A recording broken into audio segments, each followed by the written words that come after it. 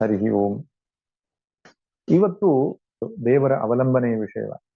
ಅವಲಂಬನೆ ಅನ್ನೋದು ಅನಿವಾರ್ಯ ಈ ಜೀವಕ್ಕೆ ಅಂತ.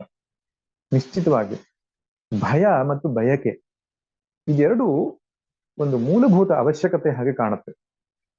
ಅಂದ್ರೆ ಅವಶ್ಯಕತೆ ಅಂದ್ರೆ ಭಯ ನಿವೃತ್ತಿ ಮತ್ತು ಇಚ್ಛೆಯ ಪ್ರಾಪ್ತಿ ಮಾಡಿಕೊಳ್ಳುವಂಥದ್ದು ಜೀವಕ್ಕೆ ಅತ್ಯಂತ ಸಹಜವಾಗಿ ಕಾಣಿಸುತ್ತೆ. ಯಾಕೆಂದ್ರೆ ಮನುಷ್ಯನಿಗೆ ಮಾತ್ರ ಅಲ್ಲ, ಇದು ಪ್ರಾಣಿಗಳಲ್ಲೂ ಇರುವುದು ಕಾಣಿಸುತ್ತೆ. ಆಹಾರ ನಿದ್ರಾ ಭಯ ಮೈಥುನಂಚ ಸಾಮಾನ್ಯಮೇತತ್ ಪಶುಭಿ ನರಾಣಾಮ್ ಅಂತ ಹೇಳ್ತಾರೆ. ದೇಹದ ಒಂದು ಹಸಿವನ್ನು ಹಿಂಗಿಸುವಂಥದ್ದು, ನಿದ್ರೆ ಅಂದ್ರೆ ವಿಶ್ರಾಂತಿ, ಭಯದಿಂದ ನಿವೃತ್ತಿ ಆಗುವಂಥದ್ದು, ಮೈಥುನಾದಿಗಳ ಬಯಕೆ. ಒಟ್ಟಿನಲ್ಲಿ ಇಚ್ಛೆ ಮತ್ತು ಭಯ ನಿವೃತ್ತಿ, ಅದಕ್ಕೋಸ್ಕರ ಜೀವ ತುಂಬಾ ಪ್ರಯತ್ನ ಪಡ್ತಾ ಇರ್ತಾನೆ. ಆರಂಭದಲ್ಲಿ ಈ ಭಯ ನಿವೃತ್ತಿ ಇಚ್ಛಾ ಪ್ರಾಪ್ತಿಯಾಗಿ ಜಗತ್ತನ್ನು ಆಶ್ರಯಿಸ್ತೇವೆ. ವರ್ಲ್ಡ್ ಡಿಪೆಂಡೆನ್ಸಿ ಇರ್ತದೆ. ಆ ವರ್ಲ್ಡ್ ಡಿಪೆಂಡೆನ್ಸಿ ಅನ್ನುವಂಥದ್ದು ಅತ್ಯಂತ ಸಾಮಾನ್ಯ ವ್ಯಕ್ತಿಯು ಪಶು ಪಕ್ಷಿಗಳು ಮಾಡ್ತಕ್ಕಂಥದ್ದು. ಆದ್ರೆ ಸ್ವಲ್ಪ ತಿಳುವಳಿಕೆ, ಸಂಸ್ಕಾರ, ಗುರುಶಾಸ್ತ್ರ ಉಪದೇಶಗಳು ಬಂದ ಮೇಲೆ ಗಾಡ್ ಡಿಪೆಂಡೆನ್ಸಿಗೆ ಬರ್ತಾನೆ. ವರ್ಲ್ಡ್ ಡಿಪೆಂಡೆನ್ಸಿಯಿಂದ ಗಾಡ್ ಡಿಪೆಂಡೆನ್ಸಿಗೆ ಬರ್ತಾನೆ. ಗಾಡ್ ಡಿಪೆಂಡೆನ್ಸಿಯಿಂದ ಇಂಡಿಪೆಂಡೆನ್ಸ್ ಆ ಸ್ಥಿತಿಗೆ ಬರ್ತಾನೆ. ಪ್ರಪಂಚದ ಅವಲಂಬನೆಯಿಂದ ಭಗವಂತನ ಅವಲಂಬನೆಗೆ, ಭಗವಂತನ ಅವಲಂಬನೆಯಿಂದ ನಿರಾಲಂಬನೆಯ ಕಡೆಗೆ ಬರತಕ್ಕಂಥದ್ದು ಒಂದು ಮೋಕ್ಷದ ದಾರಿ ಎಂಬುದಾಗಿ ಕರೀತಾರೆ. ಅಜ್ಞಾನದ ದೆಸೆಯಲ್ಲಿ ಸಹಜವಾಗಿ ಪ್ರಪಂಚವನ್ನು ಆಶ್ರಯಿಸ್ತೇವೆ. ಯಾಕೆಂದ್ರೆ ಈ ಜೀವಕ್ಕೆ ಒಂದು ಆಶ್ರಯ ಬೇಕು.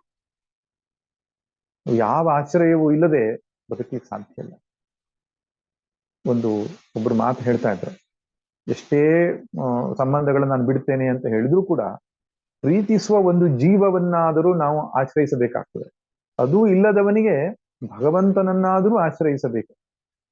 ಯಾರನ್ನೂ ನಾನು ಆಶ್ರಯಿಸೋದೇ ಇಲ್ಲ ಅಂತ ಹೇಳಿದವನು ನಿಧಾನಕ್ಕೆ ಜಿಗುಪ್ಸೆಗೆ ಹೋಗ್ತಾನೆ, ಇಲ್ಲ ಆತ್ಮಜ್ಞಾನಿ ಆಗಿರ್ತಾನೆ.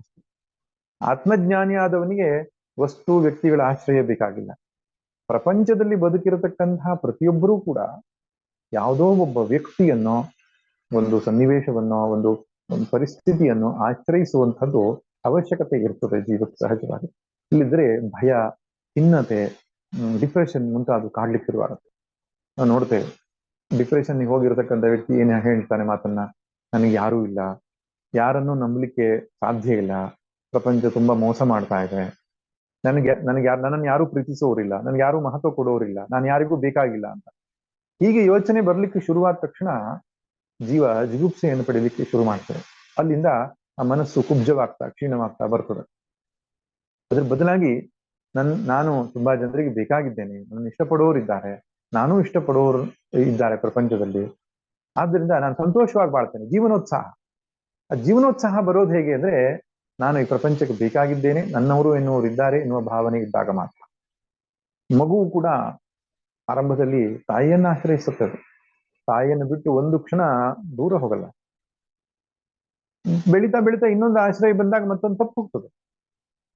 ಎಜುಕೇಶನ್ ಮತ್ತು ಜಾಬ್ ಮತ್ತು ಮಡದಿಯೋ ಮಕ್ಕಳು, ಈ ರೀತಿಯಾಗಿ ಈ ಆಶ್ರಯ ಅಥವಾ ಅವಲಂಬನೆ ಎನ್ನುವಂಥದ್ದು ಒಂದು ವಸ್ತುವಿನಿಂದ, ಒಂದು ವ್ಯಕ್ತಿಯಿಂದ ಇನ್ನೊಂದಕ್ಕೆ ಅದು ಬದಲಾವಣೆ ಆಗ್ತಾ ಇರ್ತದೆ. ಆದರೆ ಆಶ್ರಯ ಅನ್ನುವಂಥದ್ದು ಇಟ್ಕೊಂಡಿರ್ತಾನೆ ಮನುಷ್ಯ. ಆದರೆ ಹೀಗೆ ಒಂದರಿಂದ ಇನ್ನೊಂದಕ್ಕೆ ಜಿಗಿಯುತ್ತಾ ಇರತಕ್ಕಂತಹ ಈ ಅವಲಂಬನೆ ಅಥವಾ ಆಶ್ರಯದ ಸಂದರ್ಭದಲ್ಲಿ ವಿವೇಕಿಯಾದವನು, ಯಾರು ಸತ್ಸಂಗವನ್ನು ಮಾಡಿರ್ತಾನೋ ಅಥವಾ ಜೀವನವನ್ನ ವಿಮರ್ಶೆ ಮಾಡಿರ್ತಾನೋ, ಅವನಿಗೆ ಒಂದು ಯೋಚನೆ ಬರೋದು ಸಹಜ. ಏನು, ಈ ಬದಲಾವಣೆ ಹೊಂದುತ್ತಾ ಇರತಕ್ಕಂತಹ ಇದೆಲ್ಲದರ ಹಿಂದೆ ಬದಲಾಗದೇ ಇರತಕ್ಕಂತಹ ಯಾವುದಾದ್ರೂ ಆಶ್ರಯ ಇದೆಯಾ ನನ್ನ ಪಾಲಿಗೆ ಅಂತ. ಪ್ರಪಂಚವನ್ನ ಆಶ್ರಯಿಸಿದವನು ನಿಧಾನಕ್ಕೆ ಈ ಕರ್ಮ ಸಿದ್ಧಾಂತವನ್ನು ಆಶ್ರಯಿಸ್ತಾನೆ. ಹೊರಗಡೆ ಪ್ರಪಂಚವನ್ನ ನಾನು ಸರಿ ಮಾಡಿ ಇಷ್ಟು ದಿನ ಏನು ಪ್ರಯತ್ನ ಪಟ್ನೋ ಅದು ನನ್ನ ಕೈಯಲ್ಲಿ ಹಿಡಿತಕ್ಕೆ ಸಿಗ್ತಾ ಇಲ್ಲ. ನನ್ನ ಮಗ ನನ್ನ ಹಿಡಿತಕ್ಕೆ ಸಿಗ್ತಾನೆ, ಅವನನ್ನು ಆಶ್ರಯಿಸೋಣ ಅಂದ್ರೆ ಅವನು ಬದಲಾಗಿ ಹೋಗ್ಬಿಟ್ಟ ಮದುವೆ ಆದ್ಮೇಲೆ. ಯಾವುದೋ ಒಬ್ಬ ಸ್ನೇಹಿತ ನನ್ನ ಆಶ್ರಯದಲ್ಲಿದ್ದಾನೆ ಅಂದ್ರೆ ಅವನು ಇನ್ಯಾವುದೋ ಮಾತು ಕೇಳ್ಕೊಂಡು ಬದಲಾಗ್ಬಿಟ್ಟ. ಇನ್ಯಾವುದನ್ನು ವಸ್ತು ವ್ಯಕ್ತಿಯನ್ನ ಆಶ್ರಯಿಸೋಣ ಅಂದ್ರೆ ಎಲ್ಲ ಬದಲಾಗ್ತಾ ಇದೆಯಲ್ಲ, ಯಾಕೆ ಬದಲಾಗ್ತಾ ಇದೆ ಇದು ಅಂತ ಯೋಚನೆ ಮಾಡಿದಾಗ ಅವನಿಗೆ ಗೊತ್ತಾಗ್ತದೆ, ನನ್ನ ಕರ್ಮವೇ ಇದಕ್ಕೆ ಕಾರಣ ಎಂಬುದಾಗಿ. ಆದ್ರಿಂದ ಹೊರಗಡೆ ಪ್ರಪಂಚವನ್ನು ಆಶ್ರಯಿಸೋದಕ್ಕಿಂತ ಕರ್ಮವನ್ನು ಸುಧಾರಿಸುವ ಪ್ರಯತ್ನ ಮಾಡೋಣ ಅಂತ ಹೇಳ್ತಾನೆ. ಇದೇ ಸನಾತನ ಧರ್ಮ. ನಿರಂತರವಾಗಿ ಕರ್ಮ ಸುಧಾರಿಸುವಂತಹ ನಿಟ್ಟಿನಲ್ಲಿ ನಮ್ಮ ಬದುಕು ಇರಬೇಕು ಅಂತ. ಪ್ರಪಂಚವನ್ನ ಸುಧಾರಿಸುವುದು ಎರಡನೇ ಪ್ರಯತ್ನ. ಪ್ರಥಮ ಆದ್ಯತೆ ಕರ್ಮವನ್ನು ಸುಧಾರಿಸ್ಕೊಳ್ಬೇಕು. ಅಂದ್ರೆ ಕರ್ಮವೇ ಹೊರಗಡೆ ಪರಿಸ್ಥಿತಿಗೆ ಕಾರಣ ಆಗಿರೋದ್ರಿಂದ ಕರ್ಮವನ್ನು ಸುಧಾರಿಸುವ ನಿಟ್ಟಿನಲ್ಲಿ ನಮ್ಮ ಬದುಕು ನಡೀತಾ ಇದ್ದಾಗ ಮತ್ತೊಂದು ಯೋಚನೆ ನಮಗೆ ಬರ್ಲಿಕ್ಕೆ ಶುರುವಾಗ್ತದೆ. ಈ ಕರ್ಮದ ನಿಯಾಮಕ ಯಾರು? ಹಾಗಾದ್ರೆ ಇಷ್ಟು ಕಷ್ಟಪಟ್ಟು ಸರಿಯಾದ ಕರ್ಮ ಮಾಡಬೇಕು, ಕೆಟ್ಟ ಕರ್ಮ ಬಿಡಬೇಕು, ಎಲ್ಲ ಪ್ರಯತ್ನಗಳು ಸರಳವಾಗಿ ಮಾಡತಕ್ಕಂತಹ ವಿಧಾನ ಯಾವ್ದಾದ್ರು ಇದೆಯಾ ಅಂದಾಗ ಶಾಸ್ತ್ರಗಳು ಹೇಳುತ್ತೆ ಈಶ್ವರನನ್ನ ಆಶ್ರಯಿಸುವುದು ಸಹಜವಾಗಿ ಘಟಿಸ್ತದೆ ಅಂತ. ಧರ್ಮದ ಬದುಕನ್ನ ನಡೆಸುವುದಕ್ಕೆ ಆರಂಭದಲ್ಲಿ ಶಾಸ್ತ್ರದ ಉಪದೇಶದಿಂದ ನಡೀತದೆ. ಆದರೆ ಯಾರು ಈಶ್ವರನಿಗೆ ಶರಣಾಗ್ತಾನೋ, ಈಶ್ವರನ ಆಶ್ರಯವನ್ನು ಪಡಿತಾನೋ, ಧರ್ಮ ಸಹಜವಾಗಿ ಅವನಲ್ಲಿ ಘಟಿಸ್ತದೆ, ಅಧರ್ಮ ಅನ್ನೋದು ಕ್ಷೀಣ ಆಗ್ತದೆ. ಯಾಕೆಂದ್ರೆ ಆ ಪರಮಾತ್ಮನಾದವನು ನನ್ನ ಇಷ್ಟದೇವರು ಮೆಚ್ಚುವ ಹಾಗೆ ನಾನು ಬದುಕಬೇಕು. ಇಷ್ಟದೇವರಿಗೆ ದುಃಖ ಆಗತಕ್ಕಂತಹ, ಬೇಸರ ಆಗ್ತಕ್ಕಂತಹ ಯಾವ ನಡೆತು ನನ್ನಲ್ಲಿ ನಡೀಬಾರದು ಎನ್ನುವಂತಹ ಒಂದು ಭಾವನೆ, ಅದೇ ಭಕ್ತಿಯ ಒಂದು ವಿಷಯವಲ್ಲೇ. ಭಕ್ತಿ ಅಂದ್ರೆ ಏನರ್ಥ? ನಾ ಯಾರನ್ನ ಪ್ರೀತಿಸ್ತೇನೋ, ನಾನು ಯಾರನ್ನ ಇಷ್ಟಪಡ್ತೇನೋ ಅವರಿಗೆ ನೋವಾಗದಂತೆ, ಅವರಿಗೆ ಸಂತೋಷ ಆಗುವಂತೆ ವರ್ತಿಸುವುದು. ಅದೇ ಪ್ರೀತಿಯ ಲಕ್ಷಣ, ಅದೇ ಭಕ್ತಿಯ ಲಕ್ಷಣ. ಈಗ ನನ್ನ ಇಷ್ಟದೇವರಾದಂಥ ಕೃಷ್ಣನೋ, ರಾಮನೋ, ಈಶ್ವರನೋ ನಾನು ಈ ರೀತಿ ನಡೆದುಕೊಳ್ಳೋದ್ರಿಂದ ಬೇಸರ ಪಡ್ತಾನೆ ಅಂತ ಆದ್ರೆ ನಾನು ಹಾಗೆ ನಡೀಬಾರದು. ನಾನು ಯಾವ ರೀತಿ ನಡೆಯುವುದರಿಂದ ಅವನಿಗೆ ಇಷ್ಟ ಆಗ್ತದೆ ಆ ರೀತಿ ನಡಿಬೇಕು. ಹಾಗಲ್ದಾಗಿದ್ರೆ ಅದು ಭಕ್ತಿ ಆಗಲ್ಲ. ನಾನು ಯಾವುದೋ ಒಂದು ಕ್ಲುಪ್ತ ಕಾಲದಲ್ಲಿ ನಿರ್ದಿಷ್ಟ ಸಮಯದಲ್ಲಿ ಹೋಗಿ ಹೂವನ್ನು ಏರಿಸಿ ಬಂದ್ಬಿಟ್ಟು ಮತ್ತೆ ಹೊರಗಡೆ ಪ್ರಪಂಚದಲ್ಲಿ ಬದುಕುವಾಗ ಅಧರ್ಮದ ಮಾರ್ಗದಲ್ಲಿಯೋ ಇಷ್ಟ ಬಂದಂತೆ ಬದುಕಿದ್ರೆ ಇದು ನಿಜವಾದ ಭಕ್ತಿ ಅಲ್ಲ. ಭಗವಂತ ಎಲ್ಲ ಕಡೆಯೂ ಕಣ್ಣುಳ್ಳವನು, ಎಲ್ಲಾ ಕಡೆಯೂ ನಮ್ಮನ್ನ ದೃಷ್ಟಿಸ್ತಾ ಇದ್ದಾನೆ ಅನ್ನುವಂತಹ ಭಾವನೆ ಇದ್ದರೆ ನಮ್ಮ ಪ್ರತಿಯೊಂದು ನಡೆಯೂ ಕೂಡ ಅವನು ಮೆಚ್ಚುವ ಹಾಗೆ ನಾವು ಬದುಕಬೇಕಾಗ್ತದೆ. ಪ್ರಪಂಚ ಮೆಚ್ಚುತ್ತದೋ ಬಿಡ್ತದೋ ಡಿಫರೆಂಟ್ ಇಶ್ಯೂ. ಈಶ್ವರ ಮೆಚ್ಚುವ ಹಾಗೆ ಪ್ರಯತ್ನವನ್ನ ಮಾಡಬೇಕಾಗ್ತದೆ ಭಕ್ತನಾಗಿದ್ದರೆ. ಅಲ್ಲದಿದ್ರೆ ಅವನು ನಿಜವಾದ ಭಕ್ತ ಅಲ್ಲ.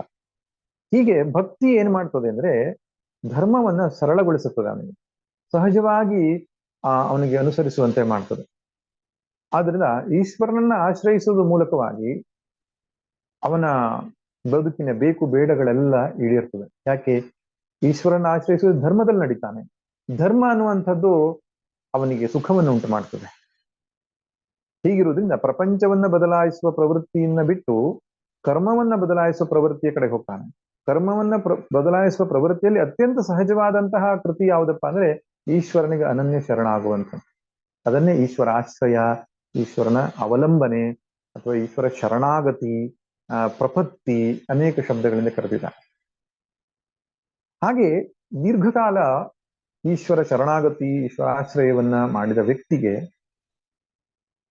ವಿಚಾರ ಉದಯ ಆಗ್ಲಿಕ್ಕೆ ಆರಂಭ ಆಗ್ತದೆ. ಹಾಗಾದ್ರೆ ಈಶ್ವರ ಅಂದ್ರೆ ಯಾರು? ಈಶ್ವರನಿಗೂ ನನಗಿರತಕ್ಕಂಥ ಸಂಬಂಧ ಏನು? ಮತ್ತೆ ಈ ಪ್ರಪಂಚ ಅದು ನಿಜವಾದ ತಿರುಳು ಏನು? ಇದ್ರ ನಿಜವಾದ ಅರ್ಥ ಏನು ಅಂತ ಈ ವಿಚಾರಗಳು ಚಿತ್ತಶುದ್ಧಿ ಆದವರಿಗೆ ಮಾತ್ರವೇ ಉಂಟಾಗುವಂಥದ್ದು. ಚಿತ್ತದಲ್ಲಿ ಅಶುದ್ಧತೆ ಇದ್ರೆ ಈ ಆತ್ಮವಿಚಾರಗಳು ಸಹಜವಾಗಿ ಒಳಗಡೆಯಿಂದ ಬರಲ್ಲ. ಸಹಜವಾಗಿ ಒಳಗಡೆಯಿಂದ ಬರೋದು ಅಂದ್ರೆ ಏನರ್ಥ? ತೀವ್ರವಾದ ಒಳಗಡೆಯ ಪ್ರಶ್ನೆ ಆಗಿ ಕಾಡ್ಬೇಕು ಅವನಿಗೆ. ಹುಟ್ಟು ಅಂದ್ರೆ ಏನು? ಸಾವು ಅಂದ್ರೆ ಏನು? ಈ ಬದುಕಿನ ನಿಜವಾದ ಅರ್ಥ ಏನು? ಬರೀ ಹಣ ಸಂಪಾದನೆ ಮಾಡುವುದೇ ಜೀವನ, ಇನ್ನೇನಾದ್ರೂ ಆಯಾಮ ಇದೆಯಾ? ಭಗವಂತನು ಯಾವುದೋ ಲೋಕದಲ್ಲಿ ಕುಳಿತುಕೊಂಡು ಜಗತ್ತನ್ನು ನಡೆಸ್ತಾ ಇದ್ದಾನೆ, ಅವನು ನಿಜವಾಗಿ ಹೇಗಿದ್ದಾನೆ? ಈ ರೀತಿಯಾಗಿ ಒಂದು ಸಹಜವಾದಂತಹ ಪ್ರಶ್ನೆ ಬದುಕಿನ ಬಗ್ಗೆ, ಜೀವದ ಬಗ್ಗೆ, ಈಶ್ವರನ ಬಗ್ಗೆ ಯಾವತ್ತು ನಮ್ಮ ಒಳಗಡೆಗೆ ಬರ್ಲಿಕ್ಕೆ ಆರಂಭ ಆಯ್ತೋ ಆವಾಗ ಈಶ್ವರಾನುಗ್ರಹ ಅಂತ ಅರ್ಥ. ಜಿಜ್ಞಾಸೆ ಅನ್ನುವಂಥದ್ದು ಚಿತ್ತಶುದ್ಧಿಯ ಫಲ. ಹಾಗೆ ಪರೀಕ್ಷೆ ವಿಚಾರಗಳನ್ನ ಮಾಡ್ಲಿಕ್ಕೆ ಹೊರಟಾಗ ಸ್ವತಂತ್ರವಾಗಿ ವಿಚಾರ ಮಾಡ್ಲಿಕ್ಕೆ ಆಗಲ್ಲ. ಇವುಗಳಿಗೆ ಉತ್ತರವನ್ನ ಕಂಡುಕೊಳ್ಬೇಕಾದ್ರೆ ಗುರು ಮತ್ತು ಶಾಸ್ತ್ರದ ಸಹಾಯ, ಉಪನಿಷತ್ತು, ಗೀತೆ, ಶಂಕರ ಭಗವತ್ಪಾದರಂತಹ ಗುರುಗಳ ಒಂದು ಮಾರ್ಗದರ್ಶನವನ್ನ ನಾವು ಪಡೆದುಕೊಂಡು ವಿಚಾರವನ್ನು ಮಾಡ್ಲಾಗ ಗೊತ್ತಾಗುತ್ತೆ ಯಾವ ಈಶ್ವರ ನನ್ನ ನಾವು ಆರಾಧಿಸ್ತಿದ್ದೇವೋ, ಪೂಜಿಸ್ತಾ ಇದ್ದೇವೋ ಅವನು ನಮ್ಮ ನಿಜ ಸ್ವರೂಪವೇ ಆಗಿದ್ದಾನೆ ಅಂತ. ಜೀವ ಅನ್ನುವಂತಹ ಒಂದು ಸಪರೇಟ್ ಎಂಟಿಟಿ, ಜೀವ ಅನ್ನುವಂತಹ ಒಂದು ಬೇರೆ ವಸ್ತುವಾಗಿ ನಾನಿಷ್ಟು ದಿನ ಏನು ಪರಿಗಣಿಸಿಕೊಂಡಿದ್ದೆ ಅದು ಸರ್ವಥಾ ಸುಳ್ಳಾಗಿತ್ತು ಅಂತ. ನಾನು ನಾನು ಅಂದುಕೊಳ್ತಿರ್ತಕ್ಕಂತಹ ವಸ್ತು ಪರಮಾತ್ಮನೇ ಆಗಿತ್ತದು. ಅದನ್ನು ನಾನು ಗಮನಿಸಿರ್ಲಿಲ್ಲ, ಅದ್ರ ಕಡೆಗೆ ನಾನು ಲಕ್ಷ್ಯ ಕೊಟ್ಟಿರ್ಲಿಲ್ಲ.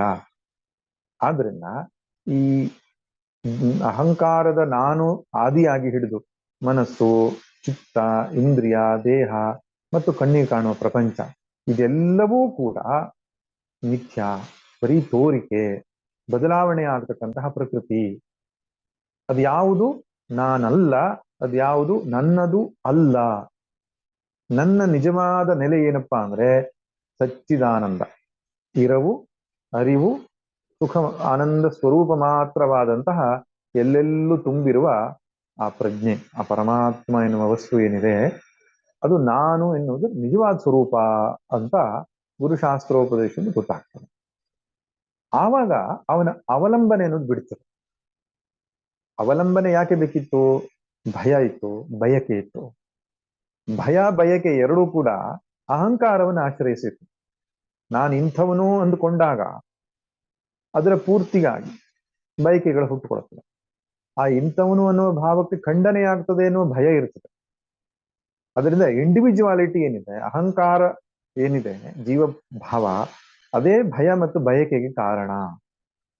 ಅದೇ ಸುಳ್ಳಾಗಿ ಹೋದ ಮೇಲೆ, ಅದೇ ಒಂದು ಛಾಯೆ ಆದ ಮೇಲೆ, ನೆರಳಾಗಿ ಹೋದ ಮೇಲೆ, ನನಗಿಂತ ಸರ್ವಥಾ ಭಿನ್ನವಾದ ವಸ್ತು ಅಂತ ಗೊತ್ತು ಆದ ಮೇಲೆ ಪಡೆಯಬೇಕಾದದ್ದು ತನಗೇನು ಇರುವುದಿಲ್ಲ ಅಂತ ಗೊತ್ತಾಗ್ತದೆ. ಇದು ಜೀವನದಲ್ಲಿ ಬಹಳ ದೊಡ್ಡ ಲಾಭ. ನಾನು ಪಡೆಯಬೇಕಾದದ್ದು ಏನೇನು ಇಲ್ಲ ಎಂಬ ಅರಿವೇ ಜೀವನದಲ್ಲಿ ದೊಡ್ಡ ಲಾಭ. ಆಪ್ತಕಾಮಃ ಅಂತ ಹೇಳ್ತಾರೆ. ಯಸ್ಯ ಆತ್ಮರತಿ, ಆತ್ಮಕ್ರೀಡ, ಆತ್ಮಮಿಥುನ ಎಂಬ ಶಬ್ದಗಳನ್ನು ಶಾಸ್ತ್ರದಲ್ಲಿ ಬಳಸಿದ್ದಾರೆ. ಅವನಲ್ಲಿ ಬಯಕೆ ಹುಟ್ಟುವುದೇ ಇಲ್ಲ. ಯಾಕೆ? ಈಗಲೂ ಹಿಂದೆಯೂ ಮುಂದೆಯೂ ನಾನು ಪೂರ್ಣಾತ್ಮನಾಗಿ ಇದ್ದೇನೆ ಎನ್ನುವಂತಹ ಒಂದು ತಿಳುವಳಿಕೆ ಉಂಟಾಗ್ತದೆ. ಭಯವೂ ಕೂಡ ನಿವೃತ್ತಿ ಆಗ್ತದೆ. ಭಯ ಯಾಕೆ ನಿವೃತ್ತಿ ಆಗ್ತದೆ? ದೇಶಕಾಲ ಅತೀತವಾದಂತಹ ಅನಂತ ಪ್ರಜ್ಞೆ, ಆ ಪರಮಾತ್ಮ ಸ್ವಭಾವ ಏನಿದೆ ಅದು ಪಡೆದುಕೊಳ್ಳುವಂಥದ್ದು ಇಲ್ಲ, ಕಳೆದುಕೊಳ್ಳುವಂಥದ್ದು ಇಲ್ಲ. ನಮಗೆ ಭಯ ಇರೋದು ಇದು ಎರಡರ ಬಗ್ಗೆನೇ ಅಲ್ವೇ. ನಾನೇನೋ ಪಡೆದುಕೊಳ್ಳಿಕ್ ಬಯಸ್ತಾ ಇದ್ದೇನೆ, ಅದು ಇನ್ನೊಬ್ರು ಯಾರು ಕಸ್ಕೊಳ್ತಾ ಇದ್ದಾರೆ ಅಂದಾಗ ಭಯ ಆಗ್ತದೆ. ರಾಗ, ಭಯ, ಕ್ರೋಧ ಇಸ್ ಪರಸ್ಪರ ಡಿಪೆಂಡೆಂಟ್. ನಾನು ಪಡೆದುಕೊಳ್ಳುವಂಥದ್ದು ಇಲ್ಲ, ನಾನು ಕಳೆದುಕೊಳ್ಳುವಂಥದ್ದು ಏನಿಲ್ಲ. ಯಾಕೆಂದ್ರೆ ಆ ಅನಂತ ಪ್ರಜ್ಞೆಯಾದ ಆತ್ಮವಸ್ತುವಿನಲ್ಲಿಯೇ ಎಲ್ಲವೂ ಅಡಗ್ತಾ ಇದೆ, ಎಲ್ಲವೂ ತೋರ್ತಾ ಇದೆ. ಅದಕ್ಕಿಂತ ಹೊರತಾಗಿ ಇನ್ನೊಂದು ವಸ್ತುವೇ ಇಲ್ಲ ಅಂತಿದ್ದಾಗ ಕಳೆದುಕೊಳ್ಳುವಂಥದ್ದೇನಿದೆ? ಆದ್ರಿಂದ ಕಳೆದುಕೊಳ್ಳುವ ಭಯವೂ ಇಲ್ಲ. ಎಷ್ಟರ ಮಟ್ಟಿಗೆ ಅಂದ್ರೆ ಮೃತ್ಯುವಿನ ಭಯವೂ ಇಲ್ಲ. ಒಬ್ಬ ಜ್ಞಾನಿಯಾದವನು ವಾಸ್ತವವಾಗಿ ನಂಗೆ ಪುನರ್ಜನ್ಮ ಇದೆಯೇ ಇಲ್ವೇ ಅನ್ನೋ ಪ್ರಶ್ನೆಯನ್ನೇ ಕೇಳಬಾರ್ದು. ಅವನು ನಾನು ಜೀವನ್ಮುಕ್ತನಾಗಿದೆಯೇನೇ ಇಲ್ವೇ ಅನ್ನೋ ಪ್ರಶ್ನೆಯನ್ನೇ ಕೇಳಬಾರ್ದು. ಯಾಕೆ? ಯಾವ ಆತ್ಮವೂ ಹುಟ್ಟೇ ಇಲ್ಲವೋ, ಯಾವುದಕ್ಕೆ ಸಾವು ಅನ್ನುವಂಥದ್ದು ನಿಶ್ಚಿತವಾಗಿಲ್ವೋ ಅಂತ ಆತ್ಮ ನಾನಾಗಿರುವಾಗ ಮತ್ತೆ ನನಗೆ ಹುಟ್ಟಿದ್ಯಾ ಇಲ್ವಾ ಎನ್ನುವ ಪ್ರಶ್ನೆಯೇ ಅದು ಅರ್ಥವನ್ನು ಕಳೆದುಕೊಳ್ತದೆ. ಅದರಿಂದ ಮೃತ್ಯುವಿನ ಬಗ್ಗೆ ಭಯ ಪಡಬಾರದು. ಮೃತ್ಯು ಅಂದ್ರೆ ಏನು? ಮೃತ್ಯು ಅಂದ್ರೆ ಈ ಶರೀರ ಬದಲಾಗುವಂಥದ್ದು, ಅಂತಃಕರಣ ಬದಲಾಗುವಂಥದ್ದು. ಶರೀರ ಬದಲಾಗುವುದಂದ್ರೆ ಏನು? ಪಂಚಭೂತಾತ್ಮಕವಾದ ಈ ಶರೀರ ಶಿಥಿಲವಾಗಿ ಮತ್ತೆ ಮೂಲ ಪಂಚಭೂತಗಳಿಗೆ ಸೇರಿ ಇನ್ಯಾವುದೋ ಶರೀರಕ್ಕೆ ಅದು ಆಶ್ರಯವಾಗ್ತದೆ, ಅನ್ನವಾಗ್ತದೆ. ನಮ್ಮ ಸ್ವಾಮೀಜಿ ಒಬ್ರು ಹೇಳ್ತಾ ಇದ್ದಾರೆ, ಶ್ರೀರಂಗಪಟ್ಟಣದಲ್ಲಿ ಅಪ್ಪನ ಅಸ್ಥಿ ಎಲ್ಲ ಕಾವೇರಿ ನದಿ ತೀರಕ್ಕೆ ಬಿಟ್ಟರೆ ಅದು ಕಬ್ಬಿನ ಗದ್ದೆಗೆ ಸೇರಿಕೊಂಡು ಚಂದದಲ್ಲಿ ಕಬ್ಬಾಗ್ತದೆ. ಮಗ ಅದು ಕಬ್ಬಿನ ಹಾಲು ರೂಪದಲ್ಲಿ ಕುಡ್ಕೊಳ್ತಾನೆ, ಮಗನ ಶರೀರದಲ್ಲಿ ಪುಷ್ಟಿ ಆಗ್ತದೆ ಅಂತ. ಅದ್ರ ಅರ್ಥಾತ್ ಈ ಶರೀರ ಅನ್ನುವಂಥದ್ದು ನಾಶ ಆಗಲ್ಲ, ಅದು ಇನ್ನೊಂದು ರೂಪ ಪಡ್ಕೊಳ್ತದೆ. ಈ ಜೀವಾತ್ಮ ಅನ್ನುವಂಥದ್ದು ಇನ್ಯಾವುದೋ ಒಂದು ಶರೀರದಲ್ಲಿ ಪ್ರವೇಶ ಮಾಡಿ ಇನ್ನೊಂದು ರೂಪ ಪಡ್ಕೊಳ್ತದೆ. ಆದ್ರಿಂದ ಸಾವು ಎನ್ನುವಂಥದ್ದು ಒಂದು ಬದಲಾವಣೆ ಅಷ್ಟೇ. ಅದಕ್ಕಿಂತ ಅತ್ಯಂತ ಭಿನ್ನವಾದಂತಹ ಆತ್ಮವಸ್ತುವಿನ ನೆಲೆಯಲ್ಲಿ ನಿಂತುಕೊಂಡು ನೋಡಿದಾಗ ಇದೆಲ್ಲವೂ ಪ್ರಕೃತಿ, ಇದೆಲ್ಲವೂ ಜಡ. ಆದ್ರಿಂದ ಇಲ್ಲಿ ಭಯ ಪಟ್ಟುಕೊಳ್ಳುವಂತಹ ವಿಷಯ ಯಾವುದೂ ಇಲ್ಲ. ವಾಸ್ತವ ಶ್ರೀಕೃಷ್ಣ ಭಗವದ್ಗೀತೆ 2ನೇ ಅಧ್ಯಾಯದಲ್ಲಿ ಮಾ ಶುಚಃ ಮಾ ಶುಚಃ ಅಂತ ಹೇಳಿ ಅನೇಕ ಬಾರಿ ಹೇಳ್ತಾನೆ. ಅದರಲ್ಲಿ ಒಂದು ವಾದ ಏನಪ್ಪಾ ಅಂದ್ರೆ, ಒಂದೊಮ್ಮೆ ಶರೀರ ಹುಟ್ಟುತ್ತದೆ ಸಾಯ್ತದೆ ಅಂತ ಹೇಳ್ಕೊಂಡ್ರು ಅವ್ಯಕ್ತಾದೀನಿ ಭೂತಾನಿ ವ್ಯಕ್ತ ಮಧ್ಯ ನಿವಾರತ ಅವ್ಯಕ್ತ ನಿಧನಾನ್ಯ ತತ್ರ ಕಾ ಪರಿದೇವನ ಅಂತ. ಅದರಿಂದ ಯಾವುದೇ ಆಂಗಲ್ ಅಲ್ಲಿ ನೋಡಿದ್ರು ಕೂಡ ದುಃಖ ಮಾಡಬಾರದು ಅಂತ ಹೇಳ್ತಾರೆ. ಬಹಳ ಸುಂದರವಾದ ಭಾಗ ಅದು. ಅಧ್ಯಾತ್ಮ ದೃಷ್ಟಿಯಿಂದ ನೋಡಿದ್ರು ದುಃಖ ಮಾಡಬಾರ್ದು, ಲೌಕಿಕ ದೃಷ್ಟಿಯಿಂದ ನೋಡಿದ್ರು ದುಃಖವೇ ಮಾಡಬಾರ್ದು ಅನ್ನೋದು ಅದು ಫಿಲಾಸಫಿ. ಹಾಗೆ ಭಯ ಅನ್ನುವಂಥದ್ದು ದೇಹಾತ್ಮ ಭಾವ ಇರುವಲ್ಲಿ ಬರೆಯುತ್ತದೆ. ದೇಹಾತ್ಮ ಭಾವಕ್ಕಿಂತ ವಿಶಿಷ್ಟ ಅಂದ್ರೆ ಸಾಕ್ಷಿಯಾದ ಚೈತನ್ಯದ ಕಡೆಗೆ ನಮ್ಮ ದೃಷ್ಟಿ ಹರಿದಾಗ ಅದು ಹುಟ್ಟು ಸಾವುಗಳನ್ನು ಮೀರಿದೆ ಎಂಬುದನ್ನು ಕಂಡುಕೊಂಡಾಗ ಭಯ ನಿವೃತ್ತಿ ಆಗುತ್ತೆ. ಅವಾಗ ಅವಲಂಬನೆ ಅನ್ನುವಂಥದ್ದು ಹೊರಟೋಗ್ತದೆ. ಈ ಅವಲಂಬನೆ ನಿವೃತ್ತಿ ಆಗೋದಕ್ಕೆ ಹೆಸರು ಮೋಕ್ಷ. ಮೋಕ್ಷ ಅಂದ್ರೆ ಅರ್ಥ ಏನು? ಡಿಪೆಂಡೆನ್ಸಿ ಹೊರಟು ಹೋಗೋದು ಅಂತ. ಬಂಧನ ಅಂದ್ರೆ ಏನು? ಡಿಪೆಂಡೆನ್ಸಿ ಇರೋದೇ ಬಂಧನ. ಎಷ್ಟರ ಮಟ್ಟಿಗೆ ಅಂದ್ರೆ ಈಶ್ವರನನ್ನ ಡಿಪೆಂಡ್ ಆಗುವುದು ಕೂಡ ಒಂದು ಹಂತದ ಬಂಧನವೇ. ಅದಕ್ಕೆ ಪಾರಮಾರ್ಥಿಕವಾದ ಸ್ಥಿತಿಯಲ್ಲಿ ಈಶ್ವರ ಜೀವ ಎನ್ನುವಂತಹ ಭೇದವನ್ನು ಒಪ್ಪಿಕೊಳ್ಳೋದಿಲ್ಲ. ಎಲ್ಲಿ ನ ನಿರೋಧೋ ನಜೋತ್ಪತ್ತಿ ನ ಬದ್ಧೋ ನಜ ಸಾಧಕ ನ ಮುಮುಕ್ಷು ನ ವೈ ಮುಕ್ತ ಇತ್ಯೇಷ ಪರಮಾರ್ಥತ ಎಂಬುದಾಗಿ ಮಾಂಡುಕ್ಯ ಕಾರಿಕೆಯಲ್ಲಿ ಬರ್ತದೆ. ಅಲ್ಲಿ ಜೀವವೂ ಇಲ್ಲ, ಅಲ್ಲಿ ಸೃಷ್ಟಿಯೂ ಇಲ್ಲ, ಅಲ್ಲಿ ಬಂಧನವೂ ಇಲ್ಲ, ಅಲ್ಲಿ ಮೋಕ್ಷವೂ ಇಲ್ಲ, ಅಲ್ಲಿ ಈಶ್ವರನೂ ಇಲ್ಲ. ಇರುವುದು ಒಂದೇ ಒಂದು ಬ್ರಹ್ಮವಸ್ತು, ಅದೇ ನಾನೇ ಇದೆಲ್ಲವೂ ಆಗಿ ತೋರ್ತಾ ಇದ್ದೇನೆ, ಇದೆಲ್ಲವೂ ನನ್ನಲ್ಲಿ ಅಡಗುತ್ತಾ ಇದೆ ಎನ್ನುವಂತಹ ಒಂದು ಪಾರಮಾರ್ಥಿಕವಾದ ಸ್ಥಿತಿಯಲ್ಲಿ ಯಾವ ಅವಲಂಬನೆಯೇ ಇರುವುದಿಲ್ಲ. ಅವಲಂಬನೆ ಹೆಚ್ಚಾದಷ್ಟು ದುಃಖ ಜಾಸ್ತಿ ಮನುಷ್ಯನಿಗೆ, ದೊಡ್ಡ ಬಂಧನ ಅಂತ. ಆದ್ರೆ ಬಹಳ ವಿಚಿತ್ರ ಏನು ಪ್ರಪಂಚದಲ್ಲಿ ಅಂದ್ರೆ, ಹೆಚ್ಚೆಚ್ಚು ಅವಲಂಬನೆಗಳನ್ನ ಹೊಂದುತ್ತಾ ಹೋದ ಹಾಗೆ ನಾನು ಹೆಚ್ಚು ಭಯ ನಿವೃತ್ತಿಯನ್ನು ಪಡಿತೇನೆ ಅಂತ ತಿಳ್ಕೊಳ್ತಾನೆ ಮನುಷ್ಯ. ಈ ಭಯದಿಂದ ನಿವೃತ್ತಿ ಆಗೋದಕ್ಕೆ ಅವಲಂಬನೆಯನ್ನು ಹೆಚ್ಚು ಮಾಡಬೇಕು ಅಂತ. ಒಂದು ಕಡೆ ಆಸ್ತಿ ಮಾಡ್ತಾನೆ, ಆ ಅವಲಂಬನೆ ಸಾಕಾಗಲ್ಲ, ಇನ್ನೊಂದು ಕಡೆಗೆ ಆಸ್ತಿ ಮಾಡ್ತಾನೆ. ಒಂದಿಷ್ಟು ಜನರ ಸಂಪರ್ಕ, ಆ ಜನ ಸಾಕಾಗಲ್ಲ, ಇನ್ನೊಂದು ಬೇರೆ ಒಂದಿಷ್ಟು ಜನರ ಸಂಪರ್ಕ ಪಡಿತಾರೆ. ಒಂದಿಷ್ಟು ಹಣ ಇರುತ್ತೆ, ಅದು ಸಾಕಾಗಲ್ಲ, ಇನ್ನೊಂದಿಷ್ಟು ಹಣ ಪಡಿತಾರೆ. ಅಂದ್ರೆ ಹೆಚ್ಚು ಹೆಚ್ಚು ಡಿಪೆಂಡ್ ಆದಷ್ಟು ಹೆಚ್ಚು ಹೆಚ್ಚು ಸುರಕ್ಷಿತ ಅಂತ ಅನುಭವಿಸ್ತಾನೆ, ತಿಳ್ಕೊಳ್ತಾನೆ. ಆದರೆ ವಾಸ್ತವವಾಗಿ ಹಾಗಲ್ಲ. ಅವನು ಪ್ರಪಂಚವನ್ನ ಆದಷ್ಟು ಬಿಟ್ಟಷ್ಟು ಕೂಡ ಸ್ವತಂತ್ರನಾಗ್ತಾ ಹೋಗ್ತಾನೆ. ವೈರಾಗ್ಯವೇ ಸ್ವಾತಂತ್ರ್ಯದ ಸೂಚಕ. ಪ್ರಪಂಚವನ್ನು ಅವಲಂಬಿಸುವುದು ಅಸ್ವಾತಂತ್ರ್ಯದ ಸೂಚಕ. ಯಾಕಂದ್ರೆ ಆ ವಸ್ತು ವ್ಯಕ್ತಿಗಳನ್ನ ಆಶ್ರಯಿಸಿ ಬದುಕ್ತಾ ಇರ್ತಾನೆ. ಅದರಲ್ಲಿ ಹೆಚ್ಚು ಕಡಿಮೆ ಆದ್ರೆ ತನ್ನಲ್ಲೇ ಹೆಚ್ಚು ಕಡಿಮೆ ಆಯಿತು ಎಂಬಂತೆ ಭಾವಿಸಿಕೊಳ್ತಾನೆ. ಸ್ವಾಮಿ ಚಿನ್ಮಯಾನಂದರು ಒಂದ್ ಕಡೆ ಹೇಳ್ತಾ ಇದ್ರು, don't keep the happiness of key of happiness of yours in somebody else's pocket ಅಂತ.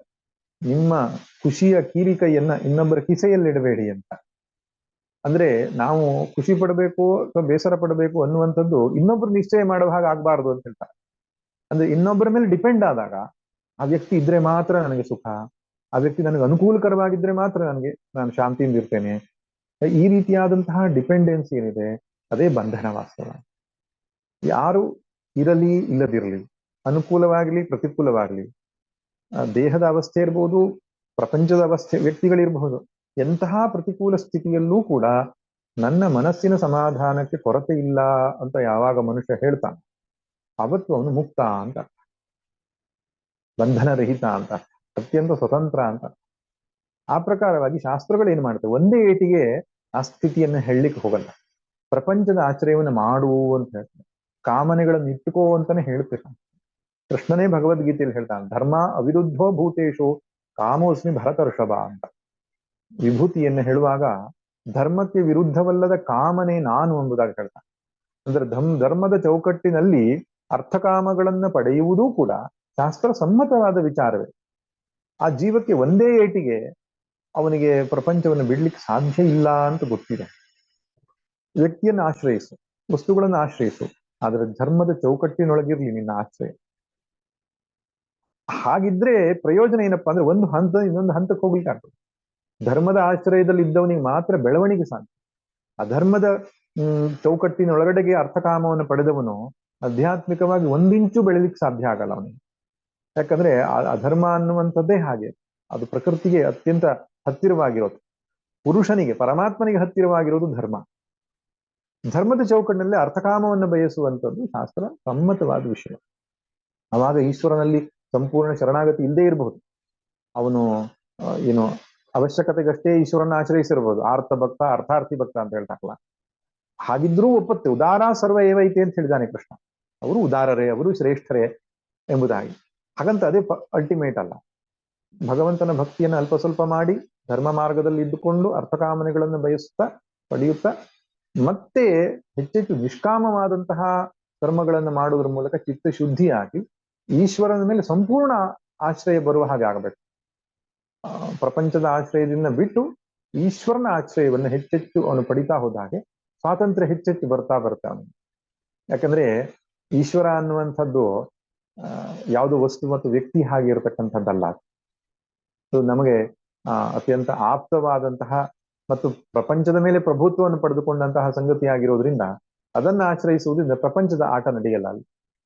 ಭಕ್ತಿ, ಪ್ರಪತ್ತಿ, ಶರಣಾಗತಿ ಇದು ಎರಡನೇ ಹೆಜ್ಜೆ.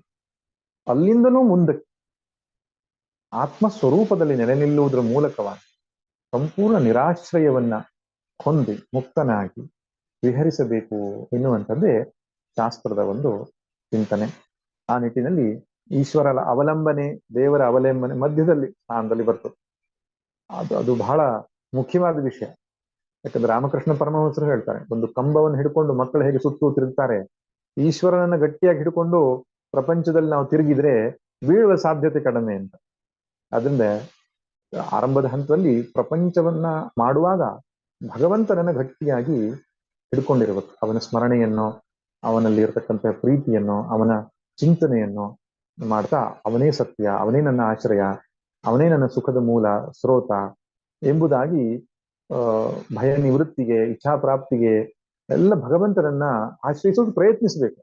ಅದಷ್ಟು ಸುಲಭ ಅಲ್ಲ. ಭಕ್ತಿಯು ಕೂಡ ಮಾತನಾಡಿದಷ್ಟು ಸುಲಭವಾದ ವಿಷಯ ಅಲ್ಲ. ಯಾಕಂದ್ರೆ ಪ್ರಪಂಚದ ಪ್ರಭಾವ, ಮಾಯೆಯ ಪ್ರಭಾವ ಅಷ್ಟು ಗಟ್ಟಿಯಾಗಿದೆ. ನಮಗೆ ದುಡ್ಡಿನಿಂದ ಸುಖ ಬರ್ತಾ ಇರೋದು ಕಾಣಿಸ್ತಾ ಇರ್ತದೆ, ಇಂದ್ರಿಯ ಭೋಗದಿಂದ ಸುಖ, ಈಶ್ವರನಿಂದ ಸುಖ ಬರ್ತಾ ಇರೋದು ಕಾಣಿಸ್ತಾ ಇರಲ್ಲ. ಆದ್ರಿಂದ ಅದು ತುಂಬಾ ನಿರಂತರ ಪ್ರಯತ್ನ ಮತ್ತು ಅಭ್ಯಾಸದ ಫಲದಿಂದಾಗಿ ಈಶ್ವರ ಅವಲಂಬನೆ ಒಬ್ಬ ವ್ಯಕ್ತಿಯಲ್ಲಿ ಬರ್ತಾ ಹೋಗುತ್ತೆ. ಆದ್ರೆ ಅದನ್ನು ಮೀರಿ ಸ್ವರೂಪ ಅವಲಂಬನೆಯ ಸ್ಥಿತಿಗೆ ಬಂದು ನಾವು ಕೃತಕೃತ್ಯರಾಗಬೇಕು ಎನ್ನುವಂಥದ್ದು ಶಾಸ್ತ್ರದ ಸಂದೇಶ. ಈ ದೀಪಾವಳಿಯ ಬೆಳಕು ನಮಗೆ ಅಧ್ಯಾತ್ಮದ ಬೆಳಕಾಗಿ ಪರಿಣಮಿಸಿ ಆ ರೀತಿಯ ಮಾರ್ಗದತ್ತ, ಸತೋಮ ಸದ್ಗಮಯ ಎನ್ನುವ ಮಾರ್ಗದತ್ತ ಕರೆದೊಯ್ಯಲಿ ಅಂತ ಪ್ರಾರ್ಥನೆ ಮಾಡ್ತಾ ನನ್ನ ಎರಡು ಮಾತನ್ನ ಮುಗಿಸ್ತೇನೆ. ಸರ್ವೇ ಭವಂತು ಸುಖಿನಃ, ಸರ್ವೇ ಸಂತು ನಿರಾಮಯಾಃ, ಸರ್ವೇ ಭದ್ರಾಣಿ ಪಶ್ಯಂತು, ಮಾ ಕಶ್ಚಿತ್ ದುಃಖ ಭಾಗ್ ಭವೇತ್. ಓಂ ಶಾಂತಿ ಶಾಂತಿ ಶಾಂತಿ.